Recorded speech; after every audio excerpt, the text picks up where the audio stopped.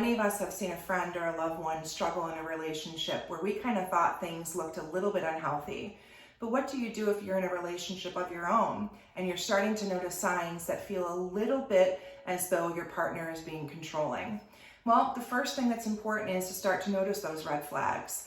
Some of the things we think are unhealthy in a relationship might be something like your partner asking you where you're going all the time. Of course, it's nice to check in, send your partner a text, let them know where you're going to be. But if you notice your partner really focused on where you're going, who you're with, what time you'll be home, making sure you're checking in more than you feel comfortable, that's definitely a sign that something is unhealthy in the relationship. Relationships are about trust. So if you tell your partner, I'm going to go here and I'll check in, that should be sufficient. Make sure you're having a conversation up front, which sets boundaries for your relationship so you're both on the same page. Check-ins are fine, but what's not okay is a partner telling you you can or can't do something, or trying to keep you from seeing certain people, or not allowing you to leave the house. Those are things that we absolutely think are unhealthy and controlling behaviors.